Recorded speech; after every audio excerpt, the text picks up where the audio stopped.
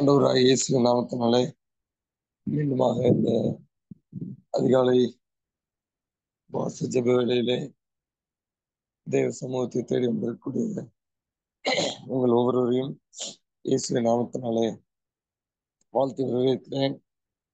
இந்த காலை வேளையிலே தேவன் தாமே நம்மளுடைய விண்ணப்பங்களை, நம்முடைய தியானங்களை அவர் சமூகத்திலே அங்கீகரிப்பாராக. அந்த காலை வேளையிலே தேவ சமூகத்தை நோக்கி பார்த்துக் பொழுது ஆண்டவர் என் மனதிலே சங்கீத புஸ்தகம் 40வது அதிகாரத்திற்கு என் கவனத்தை திருப்பினார். ஆக்சுவலா ஒரு கேள்வியோட ஆரம்பிக்கணும்னு நினைச்சேன். இந்த மாதிரி ஆரம்பிச்சிட்டேன், பரவாயில்ல. ஒருவேளை உங்க மத்தியில் ஒரு கேள்வியை நான் எழுப்புவேன் என்றால், நாம் ஜெபிக்கும் பொழுது என்ன விதமான தேவையாக அது இருந்தாலும் சரி, நாம் ஜெபித்த பிறகு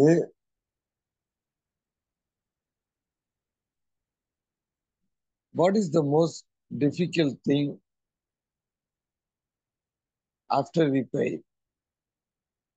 நம்ம ஜெபிச்ச பிறகு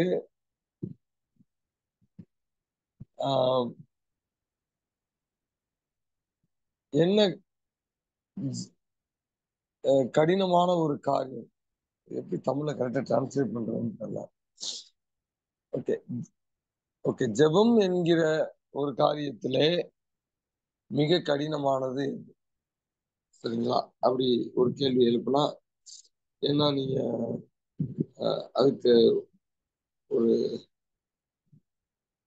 பதில், ஓகே, ஒருத்தவங்க காத்திருக்கிறது அப்படின்னு அடிச்சிருக்கிறாங்க. மேபி சங்கீதம் 40 சொன்னதுனால ஈஸி ஆயிடுச்சு. சரி, சங்கீதம் 40வது அதிகாரத்தை நம்மளுடைய கவனத்தில் இப்ப திருப்பும் பொழுது முதலாம் வசனத்தை நான் வாசிக்கிறேன். கர்த்தருக்காக பொறுமையுடன் காத்திருந்தேன், அவர் என்னிடமாய் சாய்ந்து என் கூப்பிடுதலை கேட்டார். ரெண்டு வார்த்தை ஃபர்ஸ்ட் ஃப்ரேஸ் நம்ம பார்க்கிறோம், பொறுமையுடன் காத்திருந்தேன். ஒரிஜினல் லாங்குவேஜ்ல ரெண்டுக்குமே ஒரே ரூட் வேர்டு தான் இருக்கு, கவாவ் அப்படிங்கிற ஒரு வேர்டு. ஆனா வெவ்வேறு டென்ஸ்ல பயன்படுத்தப்பட்டிருக்கு. ஸோ அதை சரியா இப்ப டிரான்ஸ்லேட் பண்ணா ஐ வெயிட்டட் டு வெயிட் அப்படின்னு டிரான்ஸ்லேட் பண்ணலாம். ஸோ ரெண்டுமே ஒரே ரூட் வேர்டு. இங்க வந்து பொறுமையுடன் காத்திருந்தேன் அப்படின்னு இருந்தாலும் அந்த வார்த்தை ஒரே விதமாக, அப்ப இந்த வசனத்திலிருந்து நாம் என்ன ஒரு முக்கியமான காரியத்தை, அல்லது இந்த பிரேஸ்ல இருந்து என்ன ஒரு முக்கியமான காரியத்தை கற்றுக்கொள்கிறோம் என்றால், அந்த ரெப்பிடேஷன் ஆஃப் வேர்ட் அது எது நமக்கு குறிக்குதுன்னா, ஸ்ட்ராங் எம்பசிஸ் இந்த ஆஸ்பெக்ட் ஆஃப் பிரேயர். ஜெபித்து முடிச்ச பிறகு மிக கடினமான ஒரு காரியம் என்னன்னா, நம்ம எதுக்காக ஜெபித்தோமோ அதுக்கு ஆண்டவருடைய, அதுக்கும் ஜெப நேரத்துக்கும் ஆண்டவர் நமக்கு பதில் கொடுக்கக்கூடிய நேரத்துக்கும் இடையில இருக்கக்கூடிய அந்த டைம் பீரியட். நம்ம எல்லாருக்கும் தெரியும், ஒரு சில விண்ணப்பங்களை நாம் ஜெபிக்கும் பொழுது ஆண்டவர் உடனே பதில் கொடுக்கிறார், கொஞ்சம் தாமதம் பண்ணி கொடுக்கிறார். ஒரு சில காலங்களுக்கு என்லெஸ் வெயிட்டா இருக்கு. மேபி ஒரு சில ஜெபங்கள் நம்ம மரித்த பிறகுதான் கேட்க கூட படும். ஸோ ப்ரேயர்ல இது ஒரு பெரிய சேலஞ்சா இருக்கு. Maybe the greatest challenge in prayer அப்படின்னு மேபி கேள்வி எழுப்புனா வெயிட்டிங் அப்படிங்கிறது ஒரு சரியான பதிலா இருக்கு. தாவீது ஒரு தீர்மானம் எடுக்கிறார். ஜெபித்த பிறகு நான் ஆண்டவரிடத்திலே பொறுமையாய் காத்திருப்பேன். போன வாரம் சங்கீதம் 39 நாம படிச்சோம். வந்தவங்களுக்கு அது ஞாபகம் இருக்கும். அங்க அவர் என்ன சொன்னாரு, அவருடைய எனிமிக்காக அவர், அதாவது அவருடைய விரோதிகளுக்காக அவர், ம், அவருடைய மனம் எவ்வளவு கொதித்தது, அது நிமித்தமாக எப்படி அவர் ஜெபித்தார், ஜெபிக்கும் பொழுது அவருடைய காரியங்கள்லாம் எப்படி இருந்தது சென்ற வாரத்திலே பார்த்தோம்.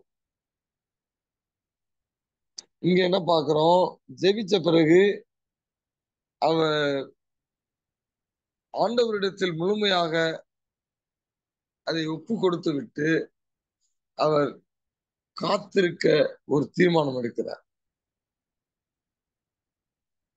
இது ரொம்ப கடினமான ஒரு காரியம். இப்ப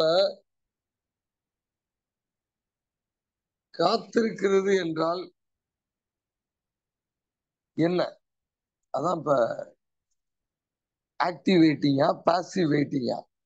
அநேக நேரத்துல அப்படிதான் ஒரு கேள்வி எழும்பும். ஒரு காரியத்திற்காக ஜெபித்து விட்ட பிறகு ஒண்ணுமே செய்ய வேண்டாமா, சும்மாதான் இருக்கணுமா, இல்ல நம்ம ஏதாவது செய்யணுமா? சோ நான் அடிக்கடி சொல்லுவேன், வெயிட்டிங்னா என்ன மீனிங்? வெயிட்டிங் அவ்வளவுதான், ரொம்ப காம்ப்ளிகேட்டட் ஆக்கிக்க வேண்டாம் அப்படின்னு சொல்லுவேன். காத்திருக்கிறதுனா காத்திருக்கிறது அவ்வளவுதான். ஆனா காத்திருக்கும் பொழுது ஆக்டிவ் வெயிட்டிங் அப்படின்னா நீங்க என்ன செய்யறீங்க, செய்யலாம் அப்படிங்கிறதுக்கு தான் இந்த சங்கீதத்துல ஒரு சில க்ளூஸ் நமக்கு கிடைக்குது. தாவீது என்ன பண்றாரு, வெயிட் பண்ணும் பொழுது முதலாவது அவர் என்னிடமாய் சாய்ந்து என் கூப்பிடுதலை கேட்டார். அப்ப முதலாவது காத்திருக்கக்கூடியவர்களுக்கு இருக்க வேண்டிய ஒரு மிக முக்கியமான ஒரு குணலட்சணம் என்னன்னா, இந்த காரியத்திற்காக தேவனுடைய சமூகத்திலே நான் என் விண்ணப்பத்தை வைத்து விட்டேன், ஆண்டவர் என் விண்ணப்பத்தை கேட்டு விட்டார் என்கிற ஒரு நம்பிக்கை, ட்ரஸ்ட். அப்ப எதற்காக ஆண்டவர் நம்மை காத்திருக்க வைக்கிறார்? தேவனை நான் நம்புவது என்றால் என்ன என்பதை நான் கற்றுக் கொடுக்க, அல்லது எனக்கு தேவன் மேல் இருக்கக்கூடிய நம்பிக்கையை அதிகப்படுத்த அல்லது நிலைப்படுத்த தேவன் தாமதம் என்கிறதை பயன்படுத்துகிறார். ஏன்னா சங்கீதம், அதே சங்கீதத்தில் 4ஆம் வசனத்துல வாசிக்கும் போது பின்பகுதி, கர்த்தரையே தன் நம்பிக்கையாய் வைக்கிற மனுஷன் பாக்கியவான். இப்ப ஒரு மனிதன் ஆண்டவரை நம்பக்கூடிய அந்த நிலைக்கு வரும் பொழுது, அதுதான் எனக்கு தெரிஞ்ச ஒரு பெரிய கிரேட்டஸ்ட் பிளெஸிங். அப்போ ஒரு மனிதன் ஜெபித்து விட்டு ஏன் ஆண்டவர் அவனை காத்திருக்க வைக்கிறார் என்றால், தேவனை சார்ந்து வாழ்வது என்றால் என்ன, தேவன் மேல் நம்பிக்கையாய் இருப்பது என்றால் என்ன என்பதை அவர் நமக்கு கற்றுக் கொடுக்கிறார். என்ன ஒரு ஆச்சரியமான காரியம்னா, தேவனிடத்தில் பொறுமையாய் காத்திருக்கும் பொழுது அவர் என்னிடமாய் சாய்ந்து என் கூப்பிடுதலை கேட்டார். அந்த சாய்ந்து அப்படிங்கிற வார்த்தை, அந்த ஒரிஜினல் மீனிங் என்னன்னா டர்னிங் ஆர் பெண்டிங் அப்படின்றது. நட்டா அப்படிங்கிற வார்த்தை வந்து bending, bending down, stoop down அப்படிங்கிற மாதிரி இருக்கு. அப்படின்னா ஆண்டவர் நான் என்னுடைய விண்ணப்பத்தை செய்யும் பொழுது எனக்கா ஆண்டவரை நான் பெண்ட் பண்றேன். சாதாரண காரியம் இல்லைங்க. அதனாலதான் ஜெபம் அப்படிங்கிறது ஒரு மிக முக்கியமான ஒரு ஒரு டிசிப்ளினா நம்மளுடைய லைஃப்ல இப்பெல்லாம் முடியுதோ பண்ணணும் அப்படின்னு நம்ம உறுதியா இருக்கணும். Your prayer makes the omnipotent creator God to bend down. அது வந்து சாதாரண ஒரு தாட் இல்லைங்க. ஒரு ராஜாதி ராஜாவை குறித்து நாம் பேசிக் கொண்டிருக்கிறோம். அண்ட சராசரங்களை படைத்த சர்வ வல்லமையுள்ள தேவனை குறித்து பேசிக் கொண்டிருக்கிறோம். பாருங்க, அடுத்த வசனத்துல என்ன எழுதுறாரு? பயங்கரமான குழியிலும் உளையான சேற்றிலும் இருந்த என்னை தூக்கி எடுத்தார். அப்ப என்னுடைய வாழ்க்கை பாவத்திலே உழன்று கொண்டிருக்கக்கூடிய ஒரு வாழ்க்கை, அசுத்தமான ஒரு வாழ்க்கை. ஆனால் பரிசுத்த தேவன் இந்த அசுத்தனாய் என்னை, என்னுடைய விண்ணப்பத்தை அவர் கேட்டு அவர் வந்து தன்னை தாழ்த்துகிறார், பெண்ட் பண்ணுகிறார், திரும்புகிறார். அப்படின்னா அதெல்லாம் யோசிக்கவே முடியலங்க. அதான் நம்ம அதை மெடிடேட் பண்ணணும். இப்ப ஆக்டிவேட்டிங் என்ன நடக்குது? நீங்க உங்களுடைய பங்கு என்ன, தேவனுடைய பங்கு என்ன? உங்களுக்கு தேவன் என்ன செய்கிறார்? அதுதான் நம்ம பார்த்தோம். ஒரு நம்பிக்கையை அவர் நமக்குள்ளே வைக்க விரும்புகிறார், அந்த நம்பிக்கையை கற்றுக் கொடுக்க விரும்புகிறார். ஆனா நம்மளுடைய பார்ட்ல ஆக்டிவா நம்ம வெயிட் பண்றோம் அப்படின்னா என்ன மீனிங் அப்படின்னா, ஆண்டவர் எவ்வளவு இரக்கமான தேவன் என்பதை இந்த காத்திருக்கக்கூடிய காலங்களிலே நாம் தியானிக்க வேண்டும் என்பதைத்தான் சங்கீதக்காரனிடத்திலிருந்து நாம் கற்றுக்கொள்கிறோம். 2வது வசனத்தை அதுதான் நம்ம இப்ப வாசிச்சோம்.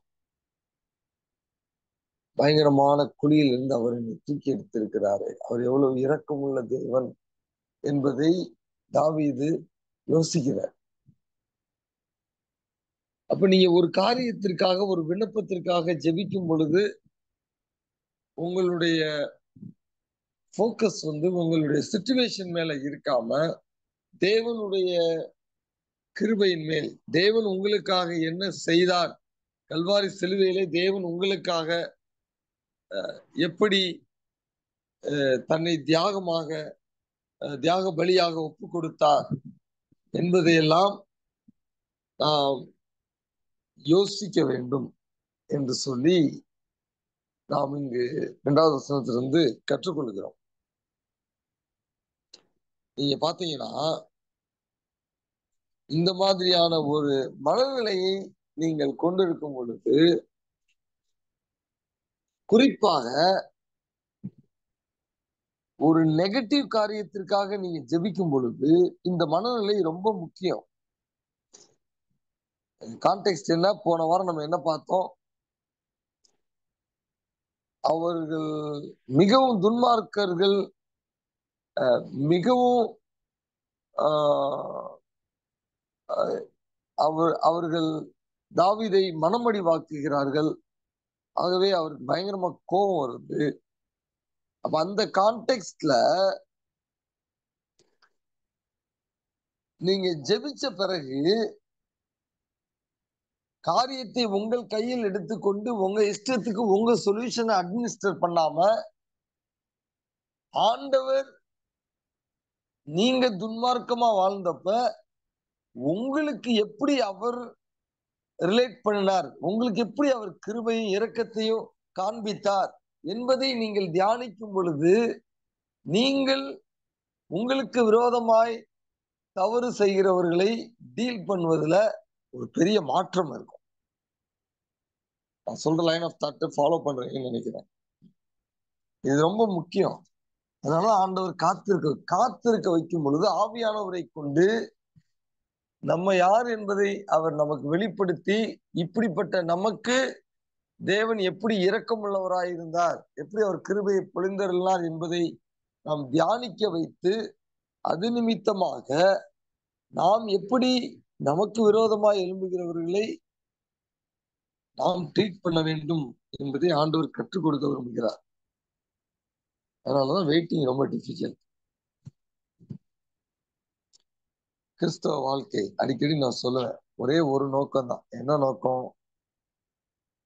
ஆண்டவர் எதுக்காக வெயிட் பண்றாரு? நம்ம எல்லாரையும் இயேசுவை போல மாற்ற வேண்டும் என்பதற்காக. ரொம்ப கடினம். அதுதான்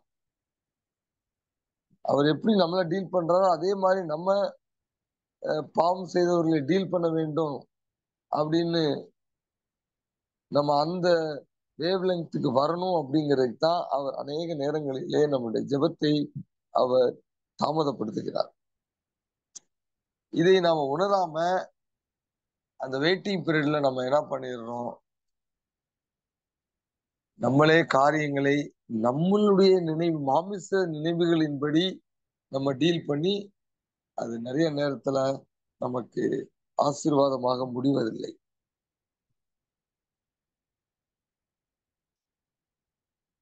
அப்ப ஆண்டவர் தம்மை காத்திருக்கக்கூடியவர்களுக்கு முதலாவது நம்பிக்கையை கற்றுக் கொடுக்கிறார். இரண்டாவது, தேவன் எப்படி இரக்கமுள்ளவர் என்பதை கற்றுக் கொடுக்கிறார். இதை நாம் புரிந்து கொண்டால் நம்மளுடைய ஆவிக்குரிய வாழ்க்கையிலே ஒரு ஒரு நிலைப்பாடு. இப்ப அடுத்த வார்த்தை பாத்தீங்கன்னா, என் கால்களை கண்மலையின் மேல் நிறுத்தி என் அடிகளை உறுதிப்படுத்தினார். அப்போ ஒரு ஒரு ஒரு ஸ்பிரிச்சுவல் ஜேர்னில ஒரு ஃபர்ம்னஸ் இருக்கும். கடவுள் எனக்கு ஒரு நிச்சய தன்மையை என்னுடைய ஆவிக்குரிய பயணத்திலே கொடுக்கிறார். அப்ப ஆண்டவருடைய ஒரு மிக முக்கியமான ஒரு அஜெண்டா நம்ம காத்திருக்கும் பொழுது ஆண்டவருடைய ஒரு மிக முக்கியமான அஜெண்டா என்னன்னா, நம்ம இருதயத்தை அவர் அல்லது நம்மளுடைய மனதை அவர் ட்ரெயின் பண்ற, ஆண்டவருக்கு பிரியமாய் அது மாறும்படியாய், இயேசுவை போல் மாறும்படியாய் அத பயிற்சி செய்வதற்காக தான், இருதயத்தை நம்மளுடைய மனபாவனையை பயிற்சி செய்வதற்காக தான் அவர் நம்மை காத்திருக்க வைக்கிறார். சங்கீதம் 27வது அதிகாரத்திலே 14வது வசனத்திலே நாம் இப்படி வாசிக்கிறோம், கர்த்தருக்கு காத்திரு, அவர் உன் இருதயத்தை ஸ்திரப்படுத்துவார், திடமனதாயிருந்து கர்த்தருக்கே காத்திரு. What God does to those who wait upon him, he strengthens their hearts. அவர்களுடைய இருதயத்தை அவர் திடப்படுத்துகிறார். அங்கு இங்கேயும் இருதயம் அலைப்பாய்வதை ஆண்டவர் ஒரு கட்டுப்பாட்டிற்குள்ளே கொண்டுட்டு வருகிறார். ஒரு காரியத்திற்காக நீங்கள் ஜெபிக்கும் பொழுது உங்க இருதயம் ஒரு நிலைப்பாடுல இருக்காது. அப்படித்தானே? என்ன நடக்கும், எப்படி நடக்கும், கெட்டு போயிருமோ, தோத்துருவோமோ, விழுந்துருவோமோ, இப்படிப்பட்ட அநேக விதமான ஒரு ஒரு நிலையில்லாத தன்மையை இருதயம் கொண்டிருக்கும் பொழுது ஆண்டவர், தேவனுடைய பிள்ளைகள் எப்படி ஆண்டவரை சார்ந்து உறுதியாக இருக்க வேண்டும் என்பதை அவர் டிலே பண்றது மூலமா தான் நமக்கு ட்ரெயின் பண்ற. எதுக்காக இதெல்லாம்? ஆல் தீஸ் ஹூப்லாஸ் ஏன் இப்படியெல்லாம் ஆண்டவர் செய்யணுமா? ஏன் செய்யணும் அப்படின்னா, 3ஆம் வசனத்திலே நம்ம என்ன பார்க்கிறோம், நமது தேவனை துதிக்கும் புதுப்பாட்டை அவரின் வாயிலே கொடுத்தார், அநேகர் அதை கண்டு பயந்து கர்த்தரை நம்புவார்கள். பாருங்களேன், ஒரு பெரிய ஒரு கோல் இருக்கு. நீ ஆண்டவரிடத்திலே ஏன் ஜெபிக்கணும், ஆண்டவரிடத்தில் நீங்கள் ஜெபிக்கும் பொழுது ஆண்டவர் ஏன் உங்களை காத்திருக்க வைக்க வேண்டும் என்பதற்கு ஒரு பெரிய ஒரு என் பாயிண்ட், அதாவது ஒரு ஒரு முடிவு, ஒரு இலக்கு இருக்கு. என்ன இலக்கு? நீங்க அந்த டிலேயை எப்படி ஹேண்டில் பண்றீங்க அப்படிங்கிறத வச்சு உங்களுடைய வெயிட்டிங் பீரியடை வச்சு ஆண்டவர் உங்களுக்கு நம்பிக்கையை கற்றுக் கொடுக்கிறார் என்பதிலே ஆரம்பித்தோம். ஆனா அதனுடைய முடிவு என்ன? உங்களை பார்த்துக்கிட்டு இருக்காங்கல்ல, உங்களை சுத்தி, உங்க வேலை ஸ்தலங்கள்ல, உங்க குடும்பங்கள்ல, உங்க சர்ச்ல, உங்க ஃப்ரெண்ட்ஸ் சர்க்கிள்ல உங்களை பார்த்துட்டு இருக்காங்கல்ல. உங்க கிறிஸ்தவ வாழ்க்கையை, உங்க கிறிஸ்தவ பயணத்தை உங்களோடு பயணிக்கக்கூடியவர்கள் அநேகர் உங்களுடைய நடத்தையை பார்த்து அவர்கள் தங்களுடைய தெய்வத்தை விட்டுவிட்டு மெய்யான தெய்வத்தை நம்புவதற்கு ஆண்டவர் உங்களை பயன்படுத்த விரும்புகிறார். ஆண்டவர் எங்க போறாரு பாத்தீங்களா? வெயிட்டிங் அப்படிங்கிறதுக்கு எவ்வளவு பெரிய ஒரு தெய்வீக ஒரு நோக்கம் இருக்கிறது என்பதை நாம் புரிந்து கொள்ள வேண்டும். அதனாலதான் we must give enough time for God. ஆண்டவர் சூழ்நிலைகளை நமக்கு அனுமதித்து அந்த சூழ்நிலையின் நிமித்தமாக நம்மை காத்திருக்க வைத்து அந்த காத்திருக்கக்கூடிய நேரத்திலே நம்மை அவர் மாற்றி நம்மை மாற்றினது நிமித்தமாக அநேகரை அவர் மனம் திரும்புதலுக்குள்ளே கொண்டுட்டு வந்து அதன் நிமித்தமாக ரட்சிப்பின் திட்டத்தை மனுக்குலத்திற்கு நிறைவேற்றுகிறார். எவ்வளவு பெரிய கிராண்ட் பர்பஸ் பாருங்க. நான் சொல்றேங்க, கிறிஸ்தவ வாழ்க்கை என்பது ஒரு கடினமான வாழ்க்கை தான். எப்ப தெரியுமா? நீங்க பிடிச்சிட்டு வாழும்போது அந்த வாழ்க்கையை ஆண்டவருடைய கரத்துல கொடுத்துட்டு நீங்க காத்திருந்தீங்கன்னா அது எளிமையான வாழ்க்கை. We should never take our life in our hands and try to make decisions and live accordingly. அங்கதான் நம்ம தோத்துறோம். நமக்கு என்ன தெரியுதோ மாமிசம் ரீதியாக அந்த காரியங்களை நாம் பிடித்து கொண்டு நிறைய நேரம் பாத்தீங்கன்னா நீங்க திங்க் பண்ற சொல்யூஷன், அந்த மாமிசத்தில் திங்க் பண்ற சொல்யூஷன் ரைட்டா தான் இருக்கும், தப்பாவே இருக்காது, ரைட்டா தான் இருக்கும். ஆனா அது ஆண்டவருடைய பார்வையில அது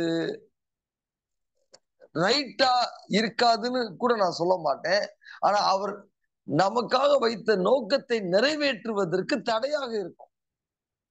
ரைட்டா கூட இருக்கலாம், ஆனா சாட்சியை கெடுத்துருவீங்க, முடிஞ்சு போச்சா? அதுக்குதான் பிசாசு ரொம்ப போராடும். நம்ம லைஃப்ல சாட்சியை இழந்துட்டோம்னா அதுக்கு பிறகு நம்ம என்னதான் செஞ்சாலும் மக்கள் என்ன செய்வாங்க? அவன் அப்படி செஞ்சான்ல, முடிஞ்சு போச்சு, நமக்கு ஒரு ஸ்டாம்ப் குத்திடுவாங்க, ஒரு பிளாக் மார்க்னு சொல்றோம்ல. அப்ப நம்முடைய வாழ்க்கையை ஆண்டவர் அநேகருக்கு பிரயோஜனப்படுத்த வேண்டும் என்று விரும்பிதான் இந்த பூமியிலே நமக்கு ஆயுசை கொடுத்து வைத்திருக்கிறார். நீங்க பாத்தீங்கன்னா 5வது வசனத்துல பின்பகுதியை நான் வாசிக்கிறேன். அவர் சொல்லுவார், உங்களுடைய யோசனைகள் அநேகமாய் இருக்கிறது அப்படின்னு 5வது வசனத்தினுடைய முதல் பகுதியில சொல்லிட்டு அதை விவரித்து சொல்ல முடியாது, நான் அவைகளை சொல்லி அறிவிக்க வேண்டுமானால் அவைகள் எண்ணிக்கைக்கு மேலானவைகள் அப்படிங்கிறார். அப்ப ஆண்டவர் உங்களை இந்த பூமியிலே வைத்திருப்பதற்கு there are so many thoughts, அநேக நோக்கங்கள், அநேக அது எண்ணிக்கைக்கு மேலானது. உங்களை கொண்டு ஆண்டவர் ஒரு பெரிய திட்டத்தை வச்சிருக்காரு பரலோகத்துல. என்ன அளவுக்கு வச்சிருக்கிறாரு? அத புஸ்தகத்துல எழுதி வைத்திருக்கிறேன் அப்படிங்கிறார். உங்களுக்காக 1 2 3 4ன்னு போட்டு எழுதி வச்சிருக்கிறார் உங்க வாழ்க்கை. ஆனா நம்ம லைஃப் என்ன ஆயிருது? எங்கேயோ ஸ்டக் ஆயிடுறோம். எப்படி ஸ்டக் ஆயிடுறோம்? நாம் நம்முடைய வாழ்க்கையை நம்முடைய கரங்களில் எடுத்துக்கொண்டு நம்ம என்ன செய்யணும், நம்ம எப்படி சாதிக்கணும் அப்படின்னு நினைத்து கடைசியில் நம்ம என்ன செஞ்சிடறோம்? கெடுத்து விடுகிறோம். ஒரு வேலை காத்திருக்கும் பொழுது, ஆண்டவரிடத்திலே ஒரு விண்ணப்பத்தை வைத்து காத்திருக்கும் பொழுது நம்ம தோத்து போற மாதிரி தெரியலாம். ஆனா வசனம் என்ன சொல்லுது? ஏசாயா புஸ்தகத்திலே தெரிஞ்ச வசனம் தான், 64வது அதிகாரத்துல 4வது வசனத்துல நாம் என்ன படிக்கிறோம்? கர்த்தருக்கு அல்லது தேவனே உமக்கு காத்திருக்கிறவர்களுக்கு நீர் செய்பவைகளை நீரே அல்லாமல் உலகத் தோற்றம் முதற்கொண்டு ஒருவரும் கேட்டதில்லை, செவியால் உணர்ந்ததும் இல்லை, அவைகளை கண்டதும் இல்லை. அப்ப ஆண்டவருக்காக காத்திருக்கும் பொழுது அங்க ஒரு வார்த்தை வருது, திரும்பி திரும்பி என்ன வருது? நீ செய்பவைகளை நீரே அல்லாமல். அப்ப ஆண்டவருக்காக காத்திருக்கும் பொழுது ஆண்டவர் கண்டிப்பாக, நம்ம அங்க சங்கீதம் 40ல வாசித்த மாதிரி, he bends down, அவர் திரும்புகிறார், அவர் பணிகிறார், அவர் பணிந்து அவர் நமக்காக காரியங்களை செய்கிறார். அப்படி அது செய்யும் பொழுது அது ஆச்சரியமான ஒரு சூப்பர் நேச்சுரல் டெலிவரன்ஸாவோ சூப்பர் நேச்சுரல் சொல்யூஷனாவோ அது இருக்கும் என்பதைத்தான் நாம் இந்த வார்த்தையிலே நாம் கற்றுக்கொள்கிறோம். ஏசாயா 64 நாம் கற்றுக்கொள்கிறோம். ஆகவே தேவனுடைய சமூகத்திலே நீங்க காத்திருக்கும் பொழுது, ஒருவேளை நீங்க ஆக்டிவா இருக்கணும் அப்படின்னு நினைச்சீங்கன்னா, இப்படிப்பட்ட பாசிட்டிவ் திங்ஸை நீங்க மெடிடேட் பண்ணிட்டே இருக்கணும். அதுதான் உங்களை அந்த ஒரு ஸ்ட்ரெச்சை என்டியூர் பண்றதுக்கு உதவியாக இருக்கும். ஒரு நம்பிக்கை, தேவன் நிச்சயமாக என்னுடைய காரியத்தை அவர் விருப்பப்படி ஒரு சூப்பர் நேச்சுரல் பிரேக் த்ரூவை கொடுப்பார் என்கிற அந்த ஒரு நம்பிக்கை. அப்ப அந்த அந்த டென்ஷன் ஆஃப் என்டியூரிங் இருக்குல்ல, அந்த அந்த பாதையிலே போய் கொண்டிருக்கும் பொழுது நமக்கு ஒரு பதட்டம், நமக்கு ஒரு ஒரு ஆதங்கம் இருக்கும்ல, அதை என்டியூர் பண்றதுக்கு நமக்கு மிக ஒரு முக்கியமான ஒரு தேவையான இன்கிரீடியன்ட் என்ன அப்படின்னா, ஆண்டவர் என்னை எப்படி நடத்தினார் என்பதிலே நான் அதிகமாக சார்ந்திருக்கும் பொழுதுதான். இப்ப இன்னும் ஒரே ஒரு காரியத்தை மட்டும் சொல்லி நான் முடிச்சறேன். இப்படி ஆண்டவரிடத்திலே காத்திருக்கும் பொழுது நம்ம ஆக்டிவேட்டிங் அப்படின்னு பார்த்தோம், ஆண்டவர் கிருபையை தியானிக்கணும்னு. இன்னொரு மிக முக்கியமான காரியம் என்ன நம்ம செய்யலாம் அப்படின்னா, ஆண்டவருடைய வார்த்தையை நாம் தியானிக்கலாம், அது புரட்டணும். Keep looking for promise related to your situation. ஆண்டவருடைய வாக்குத்தத்தங்கள் என்னுடைய சூழ்நிலைக்கு ஏற்ப ஏதாவது நான் எடுத்து அதை தியானிக்க முடியுமா, அதை ஆண்டவரிடத்திலே திரும்பி ஜெபத்திலே வைக்க முடியுமா என்பதையும் நாம் ஆராய்ந்து பார்க்க வேண்டும். காத்திருப்பது என்பது மிக கடினமான ஒரு காரியம்தான். ஆனா காத்திருக்கும் பொழுது ஆண்டவர் என்னை எப்படி அவருடைய டிசைன்குள்ள கொண்டுட்டு வர்றதுக்கு முயற்சி செய்கிறார் என்பதை மைய நோக்கமாக வைத்து நான் காத்திருப்பேன் என்றால்,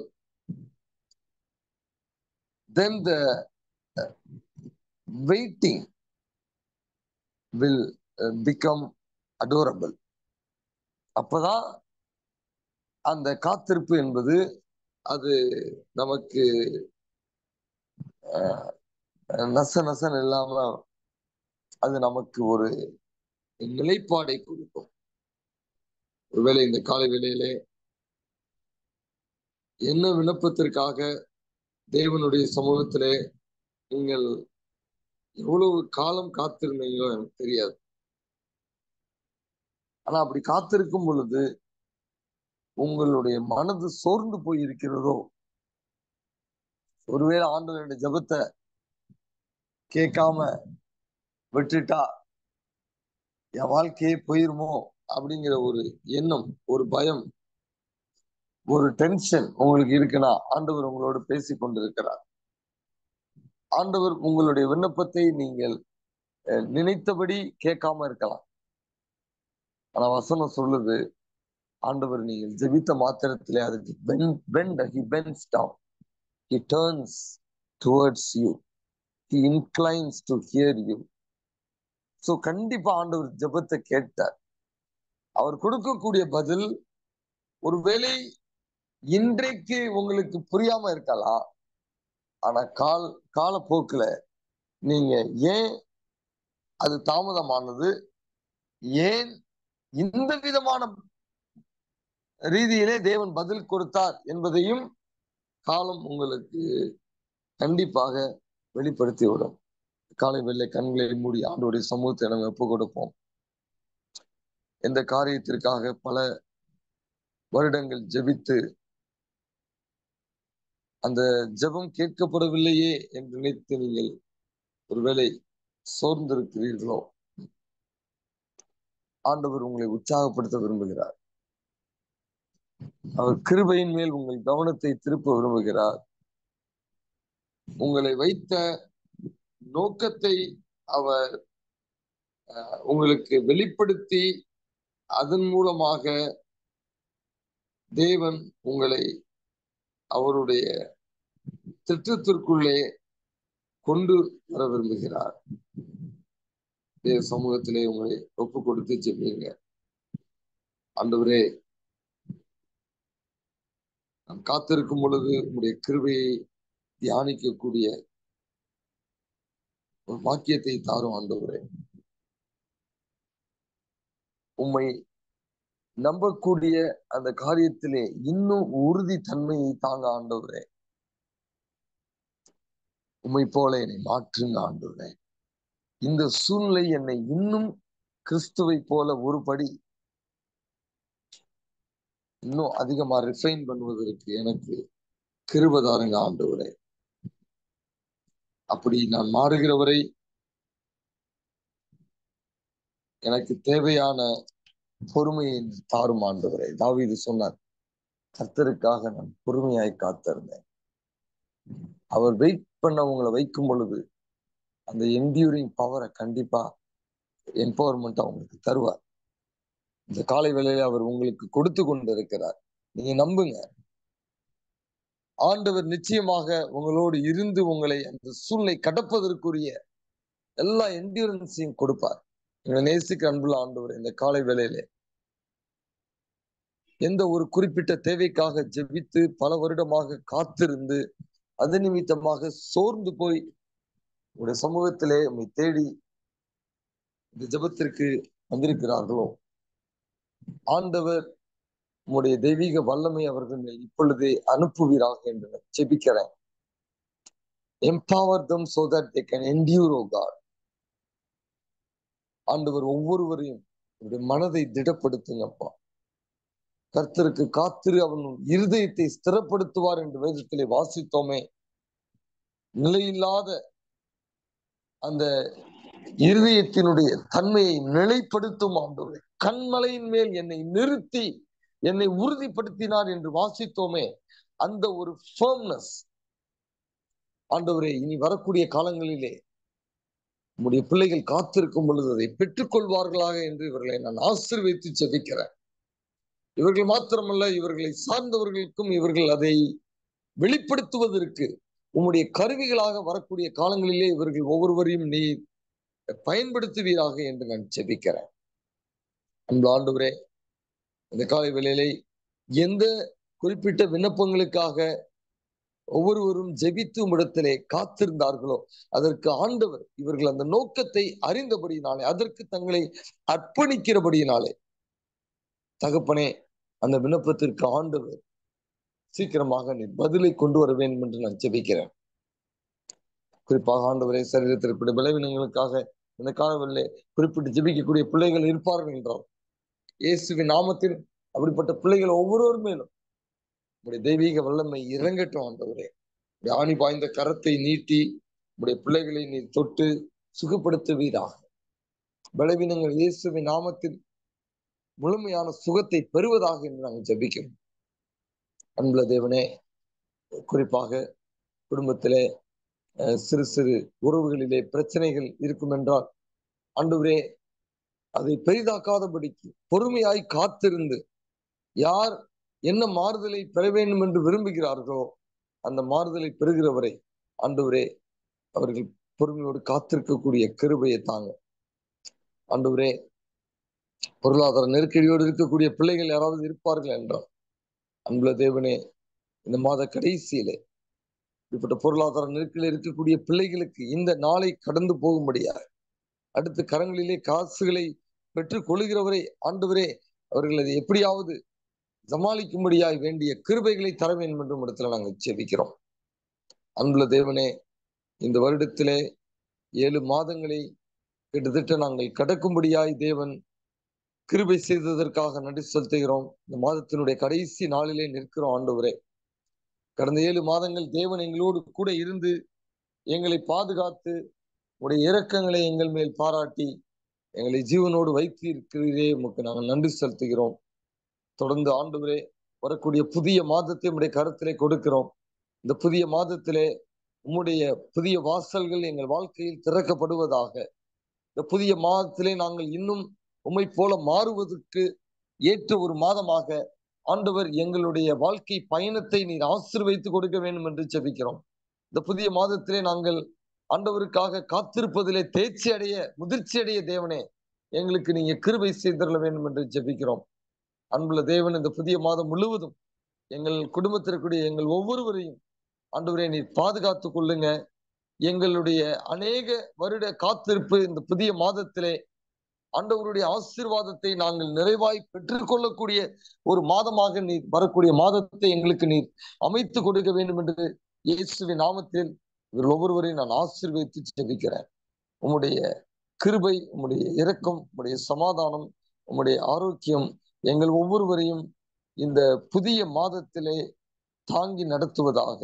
நன்றி, எங்கள் ஜெபத்தை எல்லாம் கேட்டதற்காக இயேசுவின் நாமத்தில் பிதாவே, ஆமென். தேவன் ஒரு ஆசீர்வதிப்பாராக. கடந்து போகணுங்கிறவங்க நீ கடந்து போகலாம். உடைய விண்ணப்பத்தை வைக்க வேண்டும் என்கிறவர்கள் தயவாக உங்களுடைய விண்ணப்பத்தை வைக்கும்படியாக கேட்டுக்கொள்கிறேன்.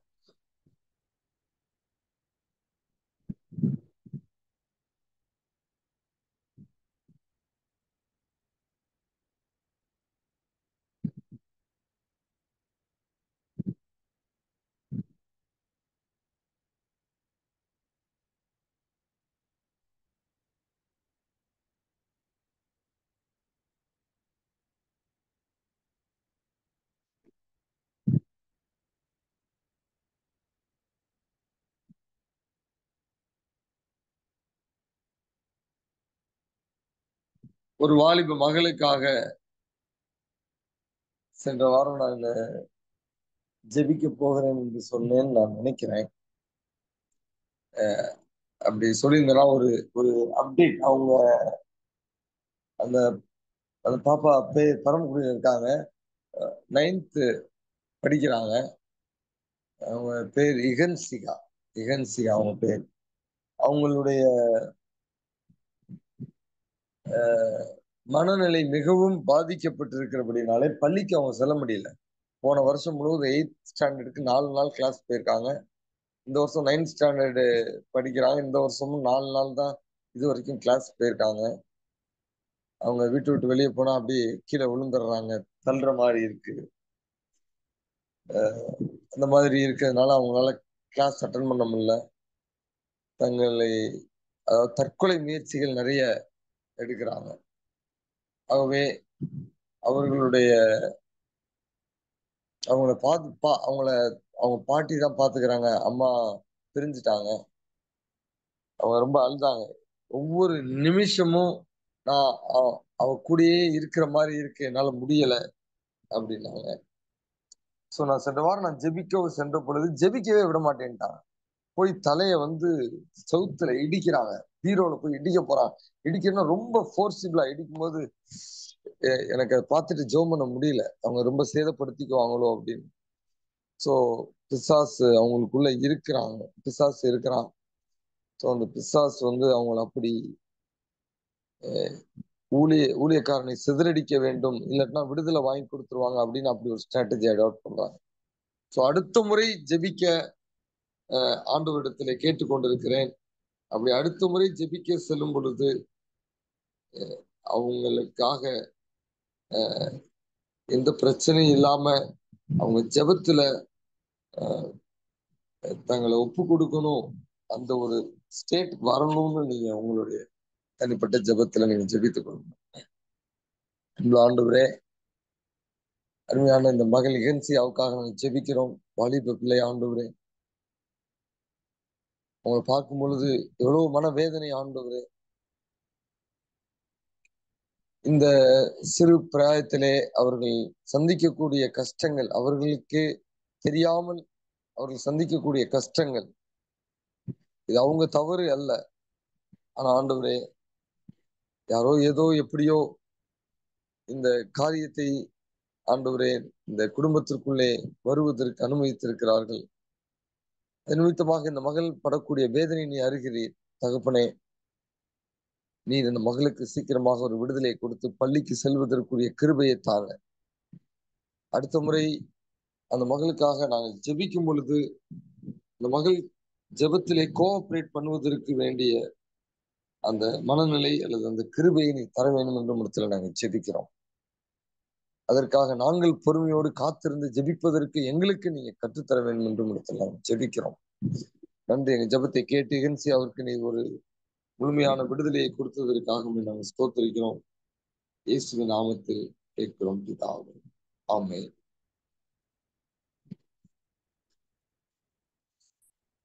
எங்க குடும்பத்திலே எல்லா சூழ்நிலை தேவன் எங்களை நடத்த வேண்டும், அவருடைய சித்தம் எங்களுடைய குடும்பத்திலே நிறைவேற வேண்டும் என்று ஜெபித்துக் கொள்ளுங்க என்று கேட்டுக்கொண்டிருக்கிறாங்க. அந்த ஆண்டவரே, அருமையான சகோதரிக்காக ஜெபிக்க அவருடைய குடும்பத்திலே திருமண உறவிலே உடைய ஆசீர்வாதம் இருக்கட்டும், உடைய சித்தம் நிறைவேறட்டும். எல்லாவற்றிலும் தேவனுடைய வழிநடத்துதலுக்காக தங்களை ஒப்பு கொடுத்து தேவனுடைய சித்தத்தை அறிந்து அதன்படி கால தாமதமானாலும் தேவன் எல்லாவற்றையும் அதன் காலங்களில் நேர்த்தியாக செய்வார், சகலத்தையும் நன்மைக்கு ஏதுவாக நடத்தி கொடுப்பார் என்கிற அந்த மன உறுதியோடு பிள்ளைகள் தொடர்ந்து காத்திருந்து உடைய சித்தத்தின் மையத்திலே தங்களை ஒப்பு கொடுத்து வாழ்வதற்குரிய கிருபைகளை தாங்க. நாங்கள் நன்றி செலுத்துகிறோம். என்னுடைய ஜெபத்தை கேட்டு இந்த குடும்பத்தின் பிள்ளைகளை நீர் ஆசீர்வதித்ததற்காக இயேசுவின் நாமத்தில் கேட்கிறோம் பிதாவே. ஆமென்.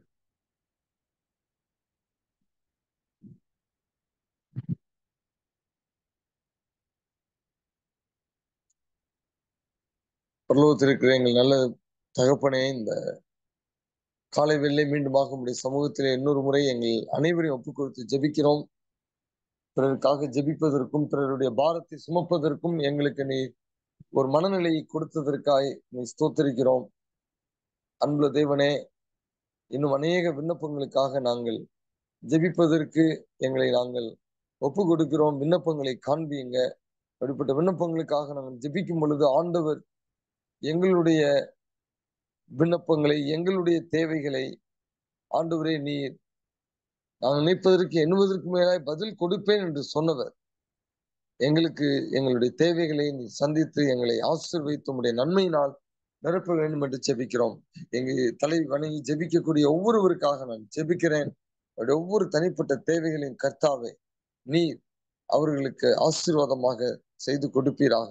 அது நிமித்தமாக அநேகர் அதை கண்டு உம்மிடம் திரும்புவதற்கு இந்த நாளில் நாங்கள் தியானித்தது போல பிள்ளைகளை ஜீவனுள்ள சாட்சிகளாக எடுத்து நிறுத்துங்க. இந்த நாள் மாத்திரமல்ல, வரக்கூடிய புதிய மாதத்திலே புதிய கிருபைகளை கொடுத்து பிள்ளைகளுக்கு தேவையான ஆரோக்கியத்தை கொடுத்து வரக்கூடிய மாதத்தை கடந்து செல்வதற்குரிய அனைத்து ஆண்டவரே அவைக்குரிய பலன்கள், சரீர நன்மைகள், ஆண்டவரே மன ரீதியான நன்மைகள் அனைத்தையும் ஆசீர்வாதமாக பிள்ளைகளுக்கு கொடுத்து நடத்துங்க.